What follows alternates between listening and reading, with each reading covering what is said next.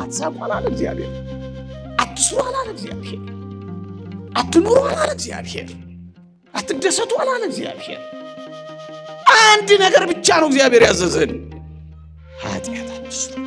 ሕይወት፣ ለውጥ፣ ጭካኔ ነው እግዚአብሔር የሚገኘው እንጂ ይሄ ሁሉ እኮ ይጸጸታል፣ ያለቅሳል፣ ከንፈሩን ይመጣል፣ ደረትም ይደቃል። ይሄ ጸጸት ጥሩ ነው።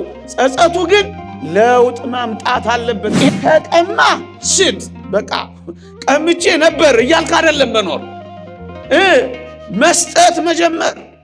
መስጠት መጀመር። ተሳዳቢ ከሆንክ መመረቅ፣ ከክፉ መንገድ መመለስ ማለት ይሄ ነው። በዝሙት ከኖርክ በንጽህና በአንድ ሚስት ተወስኖ መኖር ለውጥ ማለት ይሄ ነው። በድሎት ከኖርክ መጾም ለውጥ ማለት ይሄ ነው። መንገዳችሁንና ስራችሁን አሳምሩ፣ የአምላካችሁን የእግዚአብሔርን ቃል ስሙ፣ እግዚአብሔርም የተናገረባችሁን ክፉ ነገር ይተወዋል ይላል። መንገዳችሁንና ስራችሁን አሳምሩ። ያማረ ሕይወት ወገኖቼ፣ ከሚኮንነው ዓለም ጋር እንዳንኮንን፣ ከሚጠፋው ዓለም ጋር እንዳንጠፋ። ዳዊት ግን ምን እንዳለ ታውቃላችሁ? እግዚአብሔር በቀባው ላይ እጄን አላነሳም አላ። ከጓደኞቹ ውትወታ ይልቅ አንዱ የእግዚአብሔር ቃል በልቡ ተተክሏላ። ጓደኞቼ ወተወተኝ፣ ሚስቴ እንደዚህ፣ ባሌ እንደዚህ፣ ጓደኞቼ።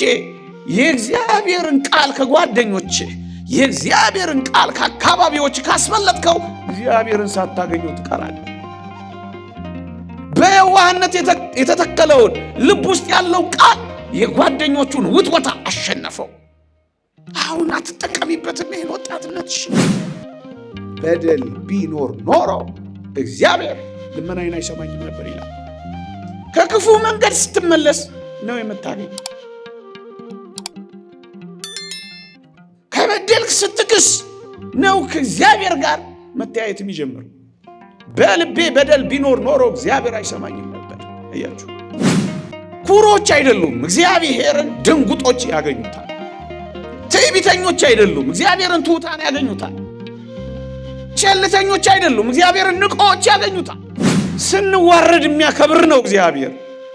በፍጹም ፍርሃት፣ በፍጹም ድንጋጤ፣ በፍጹም ትሕትና፣ በፍጹም በእግዚአብሔር ፊት በመዋረድ ነው ጉዟችንን የበለጠ የምናሳምረው። እግዚአብሔርን ማግኘት ከፈለክ በዚህ ሕይወትና እግዚአብሔር በኃይለኞች ላይ አይጨመርም ወገኖቼ።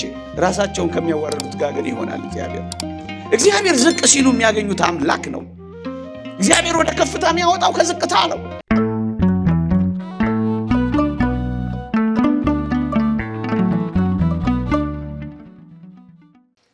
በስመ አብ ወወልድ ወመንፈስ ቅዱስ አሃዱ አምላክ አሜን።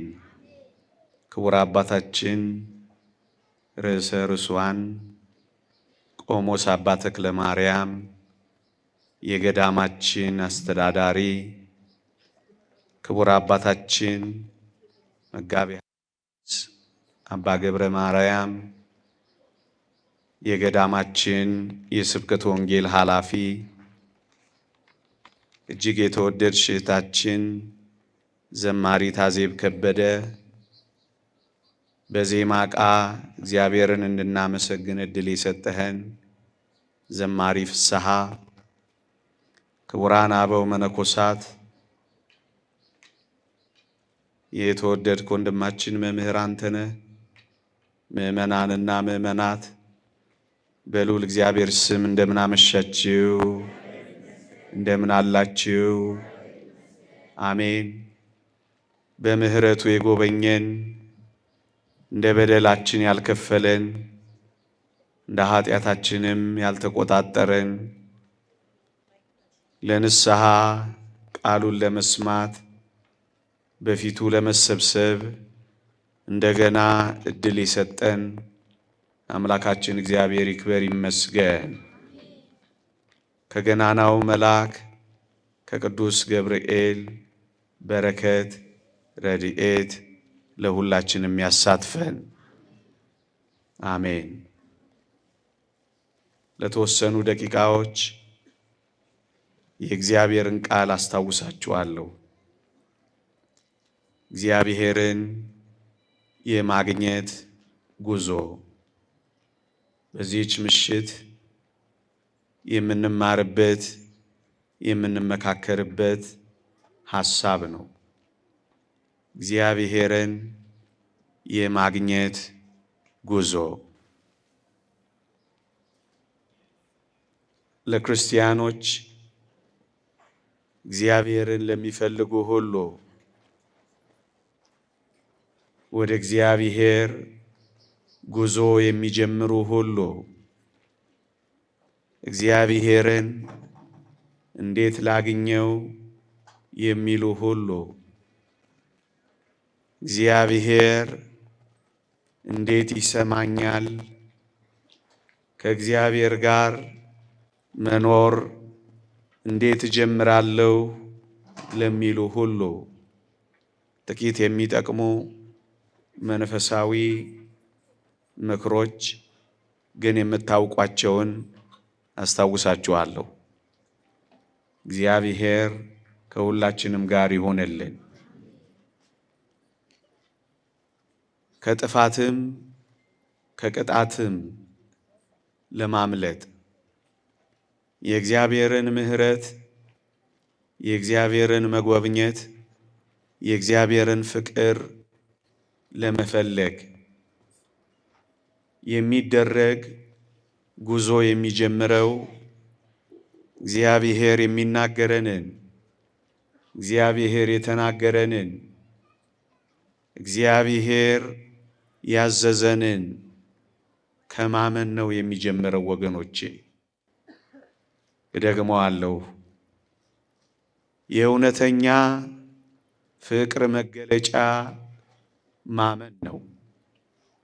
የእውነተኛ እምነት መገለጫ ደግሞ መታዘዝ ነው። እግዚአብሔርን አምናለሁ የምትል ነፍስ እግዚአብሔርን በእርግጥ ትታዘዘዋለች እና እግዚአብሔርን የመፈለግ ጉዞ የሚጀምረው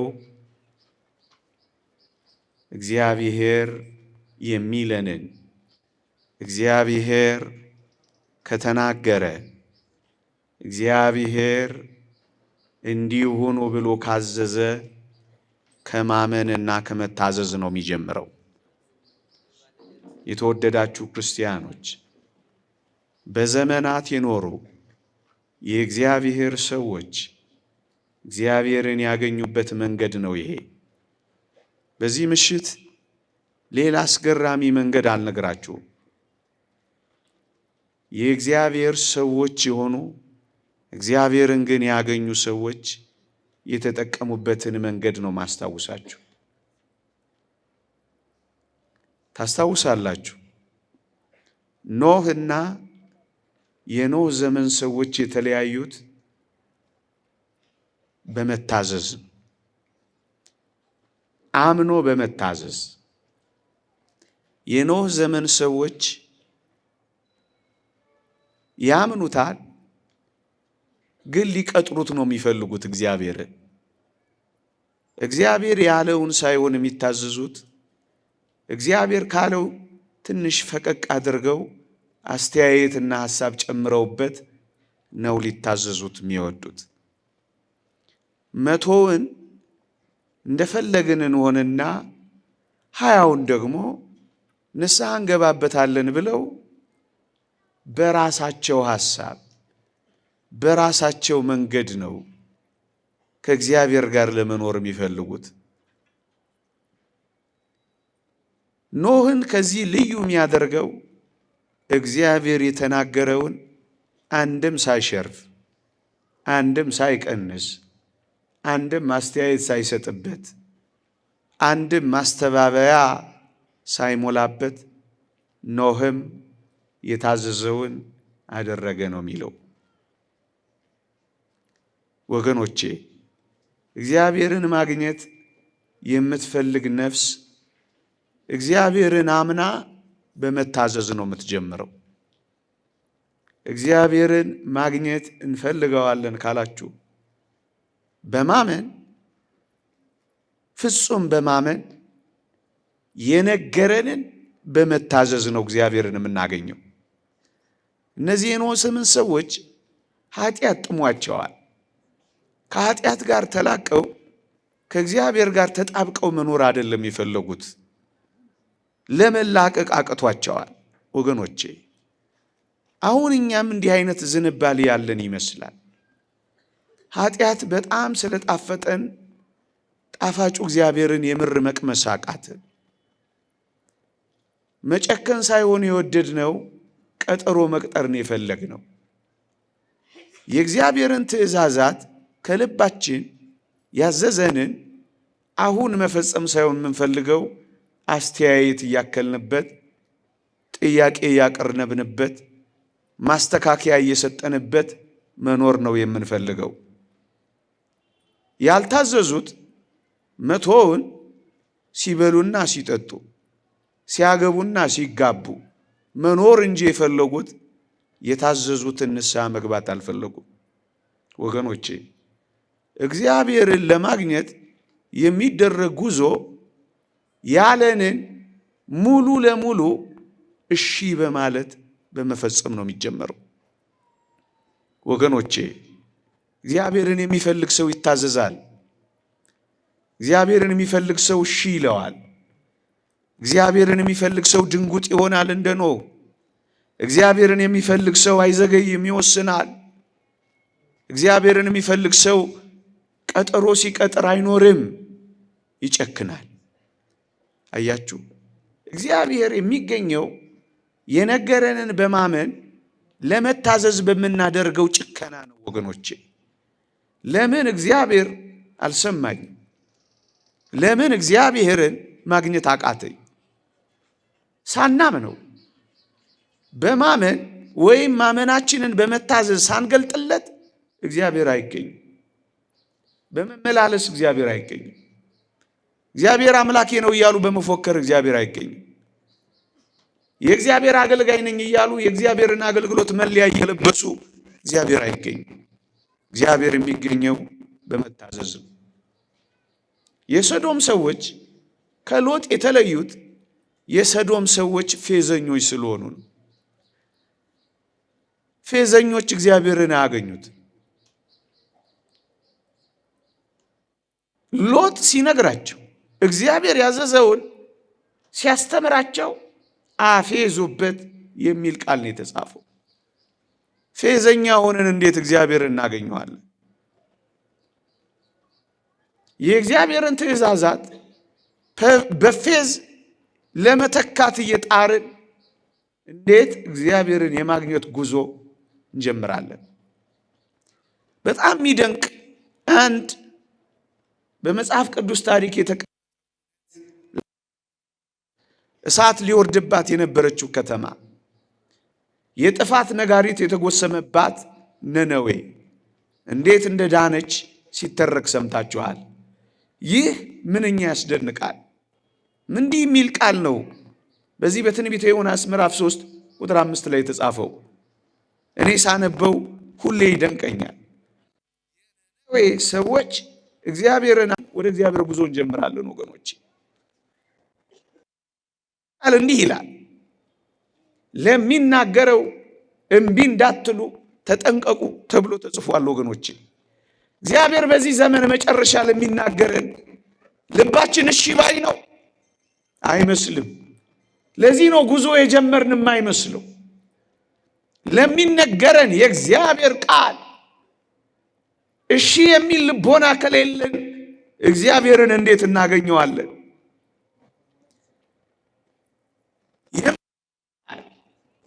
ጉዞ የሚያስጀምረን የምንሰማው ቃል ከእግዚአብሔር ጋር የሚያገናኘን ምን እንደሚሆን ታውቃላችሁ? ስለ እስራኤል የተጻፈውን ላንብብላችሁ። የሰሙት ቃል በእምነት ስላልተዋሃደ አልጠቀማቸውም ይላል። እግዚአብሔር ጋር ጀምረዋል፣ ግን ከነዓን ሳይገቡ የበዙት በምድረ በዳ ቀርተዋል። አምነውት ወጥተዋል፣ ግንስ አልተዋሃዳቸው። ምእመናን እግዚአብሔር የነገረን ተዋህዶናል። መሪያችን የምር እግዚአብሔር ሆኗል። መርሃችን የእግዚአብሔር ትእዛዛት የእግዚአብሔር ቃል ብቻ ሆኖ ተቀምጧል። ተዋህዶ እሺ እንለዋለን ወይ? ወደ ቀኝም ወደ ግራም አትበሉ ሲለን እሺ እንለዋለን። ተዋህዶናል ወይ? ሲመራን እሺ፣ በጠላቶቻችን መካከል ሲያሰማራን እሺ። ቃል የሰሙት ቃል ከሰሚዎቹ ጋር በእምነት ስላልተዋሃደ ነው ያልጠቀማቸው። ምዕመናን ከእግዚአብሔር ጋር ጉዞ የሚጀምሩ ሰዎች ትእዛዛቱ ከነሱ ጋር ይዋሃዳሉ። የምሯቸው ቀዳሚ የተግባራቸው ፈጻሚ ነው የሚሆኑት። ለሚናገረው እምቢ እንዳትሉ ተጠንቀቁ ነበር የተባሉት። ሰው ከእግዚአብሔር ጋር ላለመጓዝ ወይም እግዚአብሔር ካሰበለት ላለመድረስ ወይም እግዚአብሔርን ላለመፈለጉ እግዚአብሔርን ለማግኘት ላለመፈለጉ መገለጫው ፈልገዋለሁ ወይም አልፈልገውም ማለት እንዳይመስላችሁ፣ አለመታዘዝ። የእግዚአብሔር ቃል እንዲህ ይላል፣ እስራኤል ጉዞ ጀመረው፣ ግን ከእግዚአብሔር ጋር ላለመግባት እንቅፋት የሆነባቸው አለማመናቸው ብቻ አልነበረም። ተዋህዷቸው ግን ባለመታዘዝ ጠንቅ አልገቡም። አልተዋሃዳቸውም። ስላልተዋሃዳቸው አልጠቀማቸውም። ይሄ የተገለጠው በምንድን ነው ካላችሁኝ፣ ባለመታዘዛቸው ጠንቅ ስላልገቡ ይላል። ወገኖቼ እግዚአብሔርን ማግኘት ከፈለጋችሁ በዚህ በመጨረሻዎቹ የዘመናት ማለቂያ እግዚአብሔር የሚገኘው በሚታዘዝ ልብ ውስጥ ከእግዚአብሔር ጋር ለዘላለም ለመኖር በመንግሥተ ሰማያት በተላ ደስታ ከእሱ ጋር ለዘላለም ለመኖር ጉዞ ከፈለጋችሁ ጉዞ ከፈለግን መታዘዝ። እግዚአብሔርን የማፍቀር መገለጫው ማመን ነው። የማመናችን ማሳያው መታዘዝ ነው። ጉዞ የምንጀምረው ማመናችንን በመታዘዝ በመግለጥ እምቢ ካል አንፈልገው ካመቻመች እንዲህና እንዲህ እያል ለማቻቻል ከፈለገን እግዚአብሔርን የማግኘት ጉዟችን ይቋረጣል። እግዚአብሔርን ማግኘት የምትፈልግ ነፍስ እግዚአብሔርን በማግኘት ጉዞ ውስጥ ለድርድር፣ ለውድድር፣ ለፉክክር የምታቀርበው ነገር የላት። ምንም ምክንያት የላት። እግዚአብሔርን ላለማግኘት ምንም በቂ ምክንያት አታቀርብም። እርሱ ያለሁበትን ያውቃል አትልም። ያፌን አይደለም የልቤን የሚያውቅ ነው አትልም። ሰው እንደሆነው ነው የሆንኩት፣ ከሰው የተለየ እኔ ምን አደረግኩ አትልም። አሁን ከዚህ የበለጠ ለእግዚአብሔር ምን ልሆንለት እችላለሁ?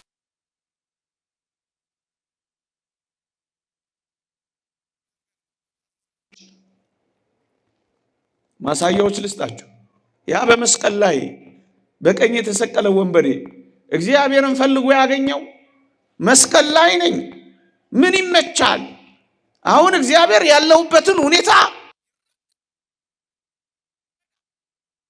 ሩቅ አይደለም እያለ ምክንያት ሲደረድር አልኖረም።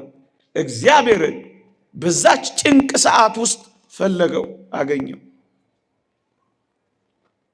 በጥቂት ደቂቃዎች ውስጥ እግዚአብሔርን አገኘው። እውነት ነው፣ አይመች። መስቀል ምን ይመቻል? አይመች። ጅራፍ ምን ይመቻል? አይመች።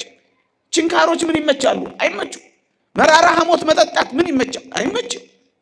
ለመሞት ጥቂት ደቂቃ ወንበዴ ሆኖ መቆጠር ምን ይመቻል? አይመች። በማይመቹ ሁኔታዎች ውስጥ ግን እግዚአብሔርን አገኘ።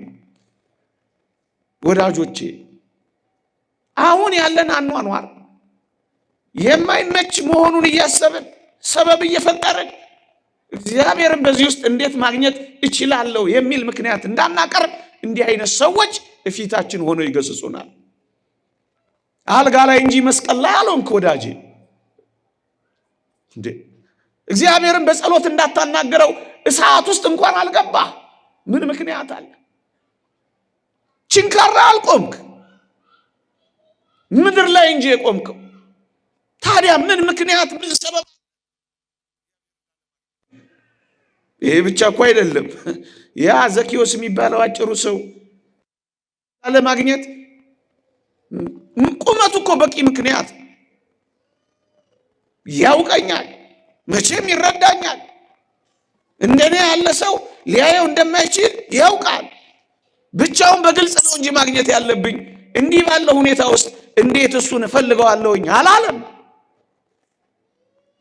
እግዚአብሔርን ማግኘት የምትፈልግ ነፍስ መጣስ ያለባትን ትጥሳለች፣ ማለፍ ያለባትን ታልፋለች፣ መሻገር ያለባትን ትሻገራለች፣ መወሰን ያለባትን ትወስናለች።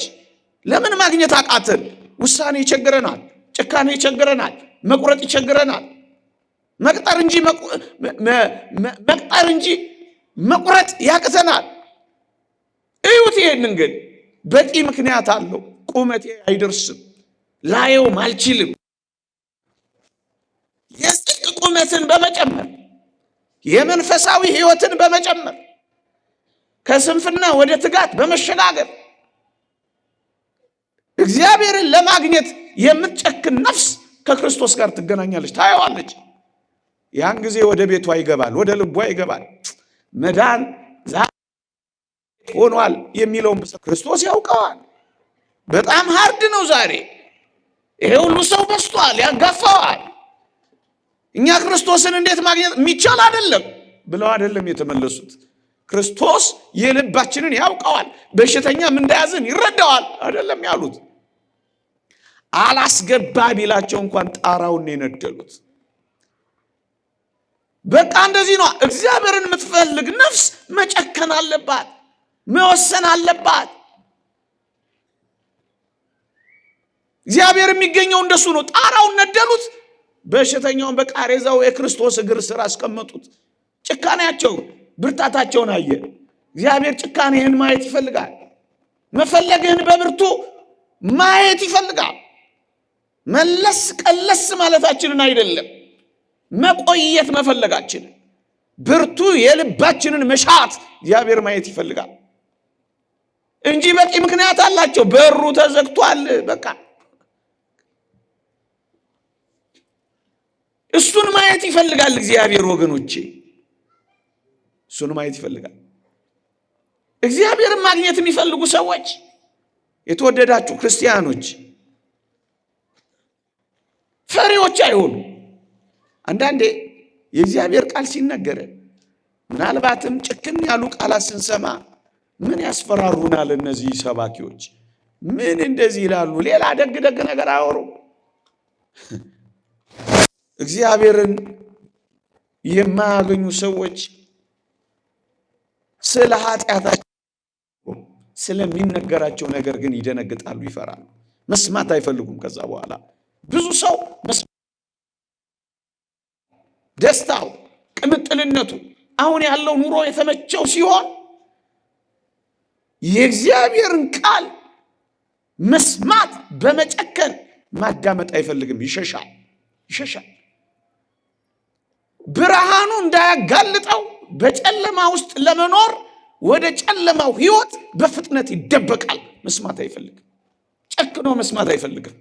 አንድ ሰው እዚህ ሐዋርያት ሥራ ምዕራፍ 4 ላይ ተጠቅሷል፣ ፊሊክስ የሚባል ቅዱስ ጳውሎስ ስለ ጽድቅም ራስንም ስለ መግዛት አስተማረው ይላል።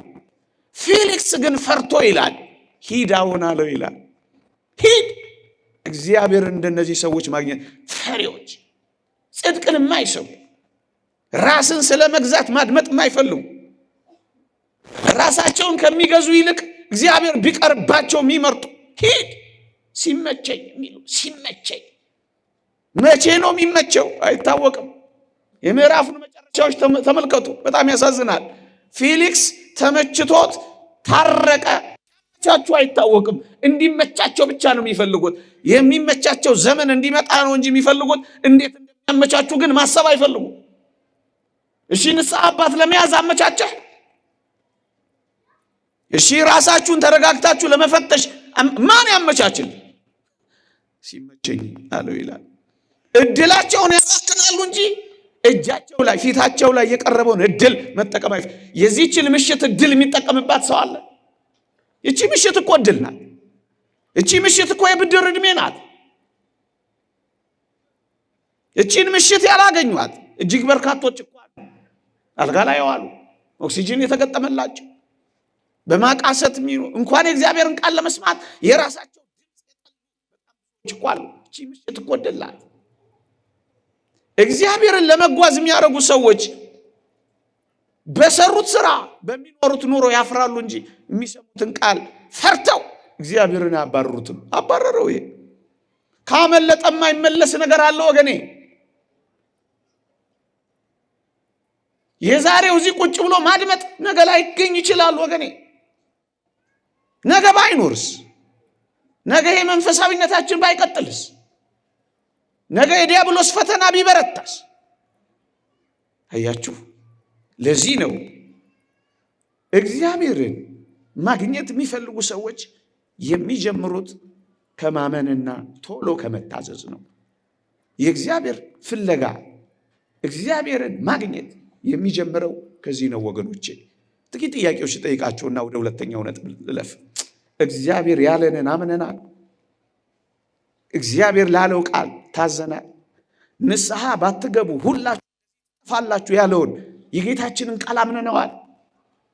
ካመንነው ቶሎ ፈጥነን ንስሐ እንገባለን። ቅድም እንዳልኳችሁ ሰዎች የነነዌ ሰዎች እግዚአብሔርን አመኑ ተብሎ እንደተጠቀሰው አምነነዋል። ንስሐ ካልገባን እንደምንጠፋ አምነናል። ይሄን የሚያምን ሰው መጀመሪያ የሚያደርገው ከእግዚአብሔር ጋር በንስሐ ነው የሚታረቀው። ምሳር ከዛፎቹ ስር ተቀምጧል፣ ፍሬ ማፈራ ዛፍ ሁሉ ይቆረጣል የሚለውን ቃል አምነናል። መጥረቢያ ስር መቆማችንን አውቀናል።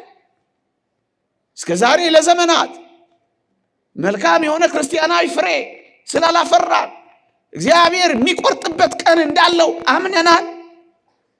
መጥረቢያ ስር እንደቆምን ተረድተናል። ስለቱን አይተነዋል። ክርስቲያን እሱን ያምናል። ከሌላው ምን ለየው? እዚህ ግቢ ውስጥ ያለ ነው እንዲህ አይነት ልብ ስለሚኖረን ነው። እናምነዋለን። ከዚያ እንታዘዛለን። ደግሞስ ጌታችሁ በምን ሰዓት እንደሚመጣ አታውቁምና ተዘጋጅታችሁ ኑሩ የሚለውን አምነናል። አማኞች አንመስል። ምክንያቱም ባለመታዘዛችን ያሳብቅብናል። ጌታ በምን ሰዓት እንደሚመጣ አላውቅም፣ ስለዚህ እዘጋጃለሁ ምትል ነፍስ እሷ ጉዞ የጀመረች ነፍስ ናት። አንደኛ ያምናሉ፣ ታዘዛሉ። ሁለተኛ እግዚአብሔርን የማግኘት ጉዞ። ሁለተኛ እግዚአብሔርን ለማግኘት የሚጓዙ ሰዎች ሁለተኛ የሚያደርጉት ምን እንደሆነ ታውቃላችሁ? አጭር ነገር ነው የሚያደርጉት። ከክፉ መንገዳቸው ይመለሳሉ። የእግዚአብሔር ቃል ይህን ነው የሚለን። ወደ እግዚአብሔር ጉዞ የሚጀምሩ እግዚአብሔር የሚጠላባቸውን ነገር ይተዋሉ።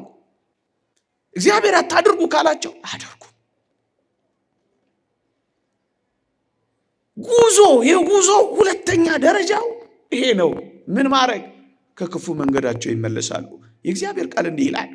ቅድም ያነሳውላችሁ በመጨረሻ እግዚአብሔርን ያገኙት የነነዌ ሰዎች ምን ተብሎ እንደተጻፈ ታውቃላችሁ? እግዚአብሔርን አመኑ፣ ታዘዙና ምን አደረጉ መሰላችሁ? ትንቢተ ዮናስ ተመልከቱ።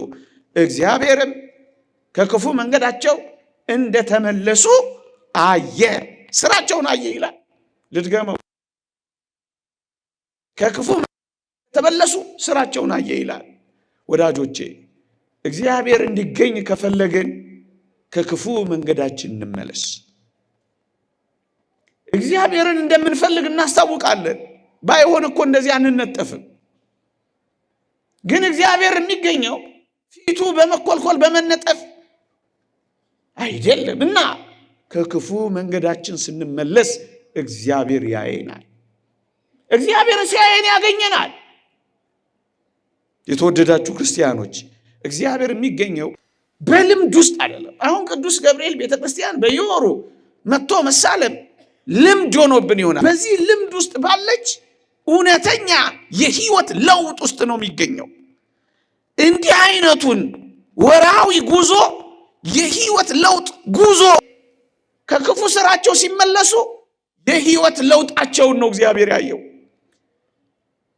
እግዚአብሔር የነገራቸውን በማመን በክፉ ስራቸው ላይ ሲጨክኑ እግዚአብሔርን አገኙ። አያችሁ። አሁን የሚያስፈልገው በክፉ ስራችን ላይ መጨከንና መተው ነው። ከክፉ ስራችን ስንቆራረጥ እግዚአብሔርን ወደ ማግኘት እንችላለን።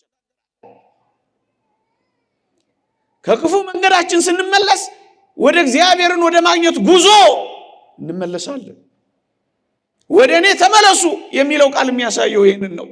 ይሄ የሚሆነው ከክፉ መንገዳችን በመመለስ ነው። ጸጸት ብቻ አይደለም። ለጸጸትማ ቃየንም ተጸጽቷል፣ አላደረገውም እንጂ። ክፉ ሰው እንዴ ይሁዳም እኮ ተጸጽቷል። ደግ ሰው አሳልፌ በእጃችሁ ሰጥቻለሁ ብሎ ገንዘቡን እኮ በትኗል። ጸጸት ብቻ አይደለም ወዳጆች፣ በዚህ ጸጸት ውስጥ ባለች የህይወት ለውጥ ጭካኔ ነው እግዚአብሔር የሚገኘው እንጂ ይሄ ሁሉ እኮ ይጸጸታል፣ ያለቅሳል፣ ከንፈሩን ይመጣል፣ ደረት የሚደቃ አለ። ይሄ ጸጸት ጥሩ ነው። ጸጸቱ ግን ለውጥ ማምጣት አለበት። ይሄ ለውጥ ምንድን ነው? ከክፉ መንገድ መመለስ ብቻ። አሁን የሚበጀን እሱ ብቻ። ይሄ ለውጥ ምንድን ነው? ጸጸት ብቻ ያልሆነ የህይወት ለውጥ ሪፖርት ብቻ አይደለም እያልኳችሁ ነው። አንዳንዶቻችን በሪፖርት የታጀበ የንስሐ ህይወት ነው ያለን። ሪፖርት እናቀርባለን፣ ያ ማለት እንናዘዛለን፣ ግን አንቶ ከርሞ ሪፖርት እንደሚያደርግ ሰው ፋይናንሻል ስቴትመንቱን ባንክ ሪኮንሲሌሽን ምናምኑን ሁሉ ጊዜ በዛ ኃጢአት ይኖራል፣ ግን ጨክኖ አይቶ እንዲህ አይደለም የህይወት ለውጥ። ከክፉ መንገድ እግዚአብሔርን የማግኘት ጉዞ ሁለተኛው ነጥብ ከክፉ መንገድ መመለስ ነው። ምን ማለት ነው? ከቀማ ስት በቃ ቀምቼ ነበር እያልክ አይደለም መኖር።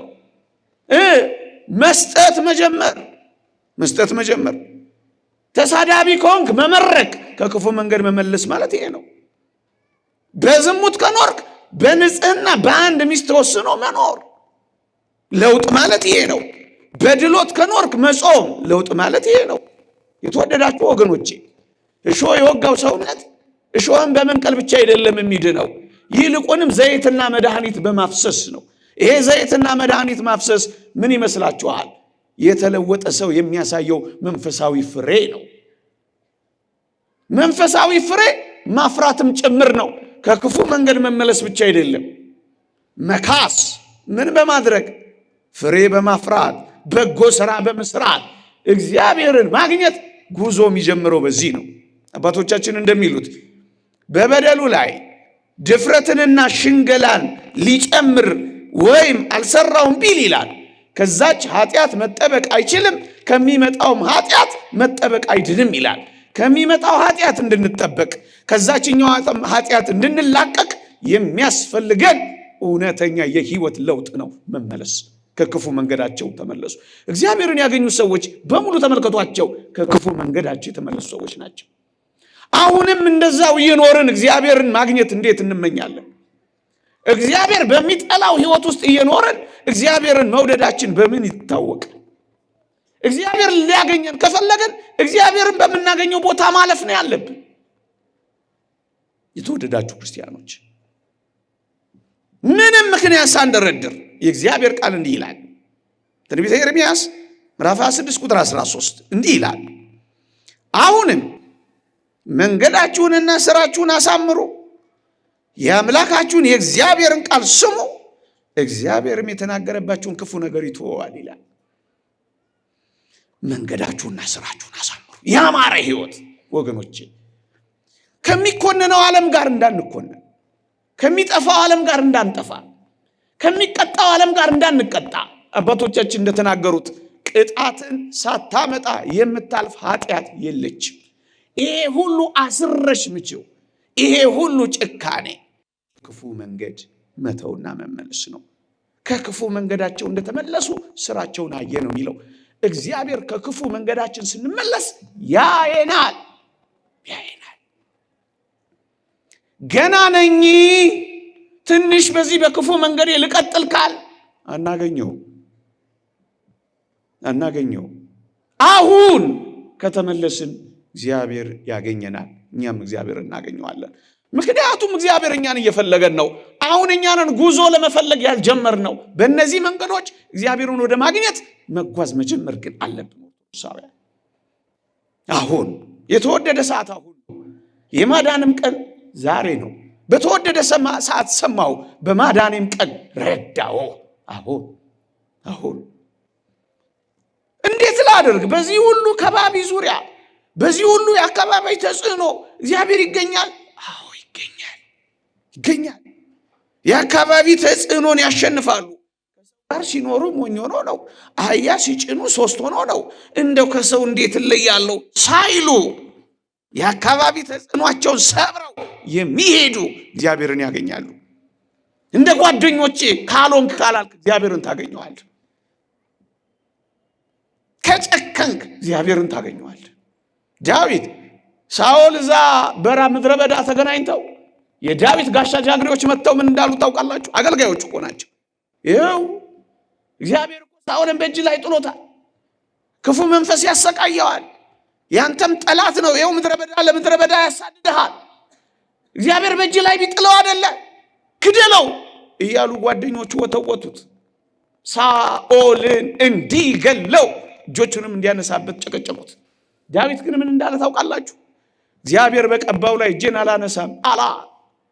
ከጓደኞቹ ውትወታ ይልቅ አንዱ የእግዚአብሔር ቃል በልቡ ተተክሏላ። ጓደኞቼ ወተወተኝ፣ ሚስቴ እንደዚህ፣ ባሌ እንደዚህ፣ ጓደኞቼ የእግዚአብሔርን ቃል ከጓደኞቼ የእግዚአብሔርን ቃል ከአካባቢዎች ካስመለጥከው እግዚአብሔርን ሳታገኘው ትቀራለህ። በየዋህነት የተተከለውን ልብ ውስጥ ያለው ቃል የጓደኞቹን ውትወታ አሸነፈው። አሁን አትጠቀሚበትም ይሄን ወጣትነትሽ። ዝም ብለሽ ተጨራምተሽ ለዘላለም ግን በማያባራ ለቅሶ ውስጥ ትኖሪያለሽ። እንደሱ ነው የሆነው። ዳዊት ነገሰ፣ ሳኦል ተዋረዳ። በቃ እግዚአብሔር ያዋርደው የለ? ምን አስጨነቀው? እግዚአብሔር ጥሎት የለ? ለቀረው ጥቂት ጊዜ ምን አንተ አስጨመረ? እንደሱ ነው ነገሩ። ራሳቸውን ከሌሎች ጋር ያነጻጽሩ። ከክፉ መንገድ ለመመለስ ከሌሎች ጋር እነገሌ እንደዚህ እየሰሩ ይሄው ከብረው። ወዳጄ እንደሱ አይደለም ንግግሩ። የምድር ኃጢአት ሰርተው ምድራዊ ሕይወት በቀናላቸው ሰዎች አትቅና፣ በኃጢአተኞች አትቅና። እሱ ሌላ ዓለም ነው። ነገሌ ምን አደረጉ? አይጸልዩ። ግን ይኸው እንደሱማ መቼ ይሆናል? እንደሱ አይደለም። ነገሌው ምን ሆኑ? ነገሌው አይነጻጸር። ነገሌ ከሰሩት ኃጢአት በላይ እንዴ ቤተ እግዚአብሔር ውስጥ አይነጻጸርም። ብቻዋን አንዲት ነፍስ እግዚአብሔርን ከፈለገች ከሌሎች ጋር ሳትነጻጸር መቅረብ አለባት ወገኖቼ። ራሳቸውንም አያመጻድቁም። ያቺ እግዚአብሔርን የሚያገኙ ሰዎች እኔ ምን ሰራው፣ እኔ ምን አደረኩ፣ ምን ሆንኩ እኔ እያሉ ራሳቸውን ሲክቡ አይኖሩም። ያቺን ባለሽቷን ማርያም አስቧል። ስምዖን እግሩ ስር ሆኖ የክርስቶስን ምሕረት ሳያገኝ ከሩቅ የመጣች ያቺ ሴት እንባዋን እያፈሰሰች እንዴት ምሕረት አግኝታ እንደሄደች ተመልከቱ። ብዙ ከወደድክ ብዙ ይማርልሃል አይደል ነገሩ። እዚህ ቤት ብዙ ዘመናት እየተመላለስን ያላገኘውን አንዳንዶች በአንዲት ደቂቃ ሲያገኙ አይታያ። ለምን? ምንም እንዳልሆነ ነው አምነን ራሳችንን ምንም እንዳልተፈጠር ለምደነዋል። ራሳችንን እያመጻደቅን የምንኖረ ምን ድፍረት! ይህ ድፍረት ኃጢአት በተለይ በውስጥ ባለ ነው። እየፈሩ እየተንቀጠቀጡ የሚመጡ አሉ። እቤት ውስጥ ያሉት ደግሞ ኮርተው ለእግር ውሃ እንኳን የማያቀርቡ እነዛ በእንባ ያብሳሉ። እነዚህ ውሃ ማቅረብ እንኳን አይፈልጉም። ኩራታቸው፣ ምጽድቅናቸው። በብዙ ኃጢአት ተከበን ምንም እንዳልሆነን የምናስብ ተመጻዳቂዎች። አያችሁ፣ ያቺ ያገኘችው፣ ይሄኛው ግን ሳያገኘው ቀር። እግዚአብሔርን የሚፈልጉ ሰዎች እንደዚህ ነው የሚሆኑት። ምክንያት አይደረድሩ። አንድ እግዚአብሔር ቃል አንብብና ትምህርት ልጠቅለል። ዳዊት እንዲህ ይላል መዝሙር 65 ቁጥር 18 ላይ በደል ቢኖር ኖሮ እግዚአብሔር ልመናዬን አይሰማኝም ነበር ይላል። ከክፉ መንገድ ስትመለስ ነው የምታገኘው። ከበደልክ ስትክስ ነው ከእግዚአብሔር ጋር መተያየት የሚጀምረው። በልቤ በደል ቢኖር ኖሮ እግዚአብሔር አይሰማኝም ነበር። እያችሁ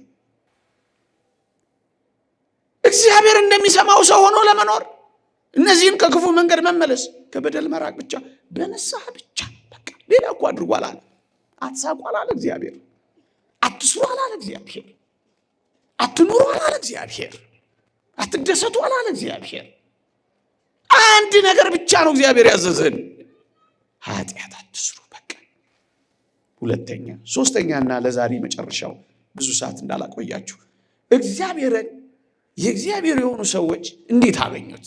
እግዚአብሔርን ማግኘት እፈልጋለሁ የምትል ነፍስ ሶስተኛ የምታደርገው አንዲት ነገር ነው። እግዚአብሔርን ያገኙ ሰዎች እንዴት አገኙ? በእግዚአብሔር ፊት በእውነት ሲያዋርዱ እግዚአብሔርን ያገኙታል።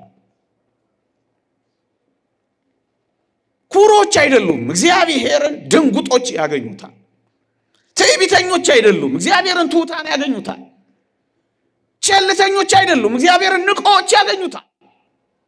ንቆች ያገኙታል። እነዚያ የነነዌ ሰዎች እግዚአብሔርን አግኝተው ከቅጣት ወደ ምሕረት ተሸጋግረው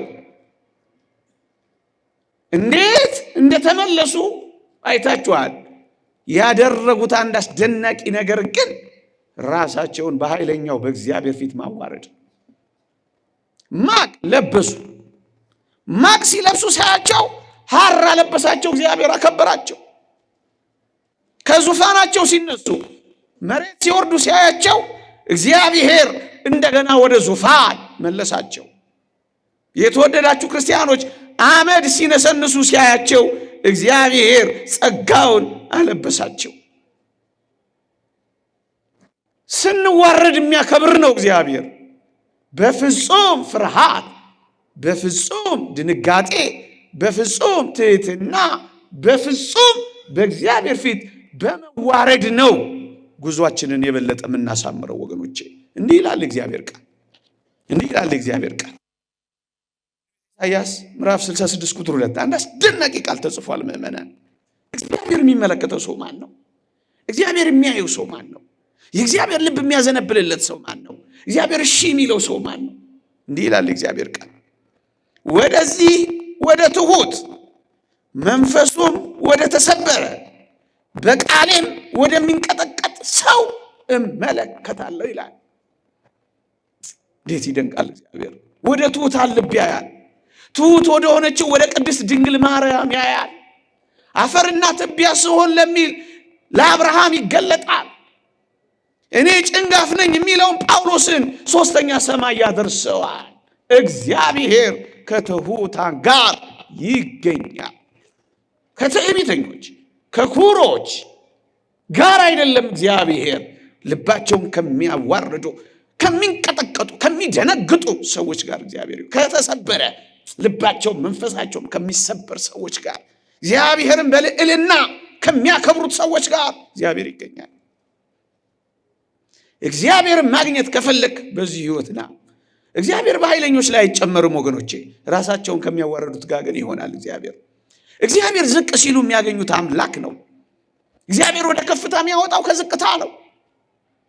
እግዚአብሔር ማግኘት የምትፈልግ ነፍስ እንደዚህ ነው የምትሆነው።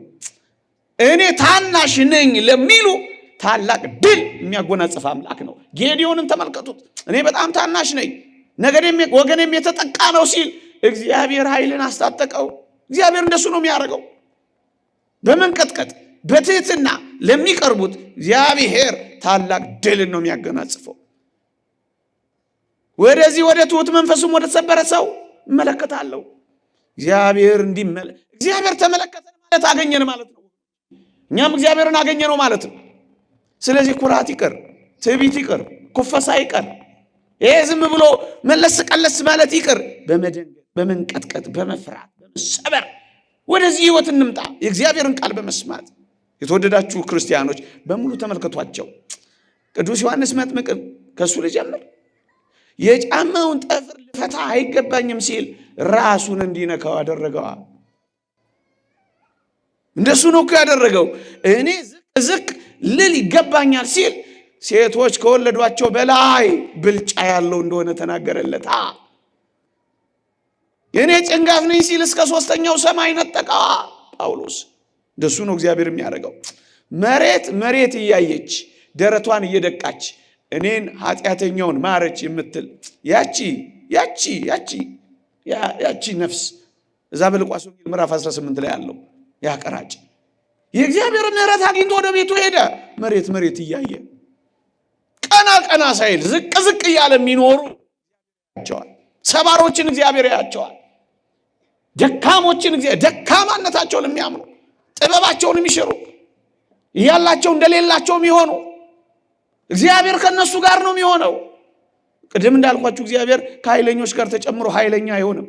እግዚአብሔር ምንም ንግግር በማያውቁ በሶፊስቶች አፍ በሐዋርያት አፍ ንግግር የሚያውቁትን ሶፊስቶችን ነው ያሳፈረው። እግዚአብሔር እንደዚህ ነው። የባሪያይቱን መዋረድ አይቷልና ከምትል ከመቤታችን ጋር ነው እንጂ ጸሎቴ፣ ትጋለሊቴ፣ ውበቴ፣ ንጽህናዬ ከምትል ማርያም ጋር አይደለም የነበረው። የባሪያይቱን መዋረድ አይቷልና ከምትል ትሁት ጋር ነው የሚኖረው እግዚአብሔር። ወደዚህ ወደ ትሁት መንፈሱም ወደ ተሰበረ በቃሌም ወደሚንቀጠቀጥ ሰው እመለከታለሁ። እናቴ ቤት አይርቅማው ኩራት አይበቃም። አንደነግጠን እየሆነ ላለው ለሚሆነው ነገር መቼ ነው የምንደነግጠው? እንደሱ ነው የሚሆነው ወገኖቼ። ሴጣንን የሚያሸንፈው አንድ ነገር ብቻ ነው። ትሁታን ሴጣንን ያሸንፋሉ። ትህትና የሴጣንን ትዕቢት ያዋርደዋል ይላል። ሴጣንን ማዋረድና ማሳፈር ከፈለግን እግዚአብሔርን የምናገኝባት መንገድ ትህትና ብቻ ናት። እግዚአብሔር ትዕቢተኞችን ይቃወማል፣ ለትሁታን ግን ጸጋን ይሰጣል። እግዚአብሔርን በምን እናገኘው? አንድ ሁለት ጥቅሶችን ብቻ ነግሬያችሁ አበቃለሁ።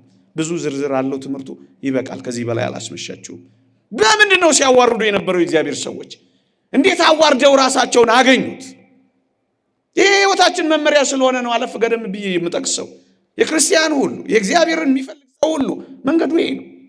እንዲህ ይላል እዛ መጽሐፈ ዕዝራ ምዕራፍ 8 ቁጥር 21 ላይ አንድ አስደናቂ ቃል ተጠቅሷል። እሱን ላንብብና አንድ ጥቅስ አብቤ ያበቃል። በፈጣሪያችን ፊት ሰውነታችንን እናዋርድ ዘንድ ጎዳናችንም ያቀናልን ዘንድ ለልጆቻችንና ለፍጥረቱም ሁሉ ጎዳናቸውን ያቀናላቸው ዘንድ አህዋ በሚባል ወንዝ ጾምን እንጾም ብዬ አዋጅ ነገርኩኝ ይላል ዕዝራ። ስለዚህም ነገር ጾምን፣ ወደ እግዚአብሔር ለመንን፣ እርሱም ተለመነን ይላል። በፈጣሪያችን ፊት ሰውነታቸውን እናዋርድ ዘንድ ጾምን፣ ስለዚህም ነገር ለመንን፣ ወደ እግዚአብሔር ጮህን፣ እርሱም ተለመነን። እግዚአብሔርን አገኙት። ምን አድርገው? በጾም ራሳቸውን አዋርደው። አሁን እኛ እኮ እንዳጠቃላይ ብሔራዊ ንስሐና ጾም ያስፈልገን ነበር ያሉት አባቱነታቸው።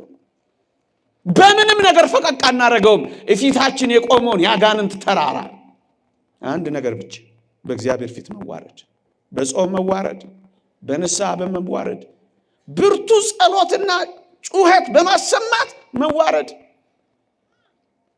እሺ ብሔራዊውን እንደው አይነገረን፣ በግለሰብ እንኳን ይሄን ግን ማድረግ መጀመር አለብን። ስለዚህ ነገር ጾምን፣ ወደ እግዚአብሔር ለመንን፣ እግዚአብሔር ተለመነን። አገኘነው፣ እግዚአብሔርን ምሕረቱን አገኘነው፣ ይቅርታውን አገኘነው፣ ያጣነውን ኃይላችንን አገኘን፣ መደመጣችንን አገኘን፣ መፈራታችንን አገኘን፣ ግርማ ሞገሳችንን አገኘን። የተናገርነው ቃል ይሰማል፣ የወጣው ቃል ኃይል ያገኛል። አንድነታችንን አገኘን፣ መከፋፈላችንን ጠፋ፣ እግዚአብሔር ተለመነን። ይሄ ቃል ደስ አይልም? እንዲለመናችሁ አይደል እዚህ የመጣችሁ? ስለታችሁ እንዲሰማ እግዚአብሔርን በዚህ ማግኘት አይደል የምትፈልጉት? በቃ እናዋርድ፣ እንንበርከክ፣ እጃችንንም ልባችንን ወደ እግዚአብሔር እንዘርጋ። ኩራትም ኩፈሳም ቸልተኝነትም፣ አሁን ቸልተኛ ሆነን ነው እኛ። ምንም አይመስለንም፣ ምንም አልተሰማንም። እግዚአብሔርን ለማግኘት ከፈለግን ግን ይህን እናድርግ። ነቢዩ ዳንኤል የመጨረሻው ነቢዩ ዳንኤል በባዕድ ሀገር የተወደዳችሁ ወገኖቼ ጸሎቱ የተሰማው ግርማው የገዘፈው ከሀገሪቱ ሁለተኛ ሰው ጠቅላይ ሚኒስቴር ለመሆን የበቃው በባቢሎን ምድር የከበረው ሽቶ እየተቀባ ቅባት እየተቀባባ ኖሮ አይደለም። በዓል እንደነሱ አይነት በዓል እያከበረ ፊስት እያደረገ አይደለም። ፋስት እያደረገ ስለኖረ ነው። እየጾመ አሸነፋቸው። ይሄን ዓለም ማሸነፍ የሚፈልግ ሰው እንደዚህ ነው የሚኖረው። እንዲህ ይላል ትንቢተ ዳንኤል ምዕራፍ 10 ቁጥር 12 ላይ ዳንኤል ሆይ አትፍራ፣ ልብህ ያስተውል ዘንድ ሰውነትህም በአምላክ ፊት ይዋረድ ዘንድ ካደረክበት ከመጀመሪያው ቀን ጀምሮ ቃል ተሰምቷል፣ እኔም ቃልህን ሰምቼዋለሁ አለው ይላል። ራስን ለማዋረድ ከጀመርክበት ከመጀመሪያው ቀን ጀምሮ ቃል ተሰምቷል። ስታዋርድ ትሰማለህ። በቃ መመሪያው ይሄ። ራሳችንን በኃይለኛው በእግዚአብሔር ፊት ስንጥል እሱ ደግሞ ከፍ ያደርገናል። ስንዋረድ ያከብረናል። የሚያከብሩኝን አከብራለሁ፣ የሚንቁኝን እንቃለሁ ያለ እግዚአብሔር ስለሆነ እግዚአብሔርን በምን መንገድ እናገኘው? ይሄው እንመነው፣ እንታዘዘው፣ ከክፉ መንገዳችን እንመለስ፣ ራሳችንን በእግዚአብሔር ፊት እናዋርድ፣ በብርቱ በእግዚአብሔር ፊት መጮህ እንጀምር። ያስተማረን የመከረን የገሰጸን የአባቶቻችን አምላክ ይክበር ይመስገን። አሜን።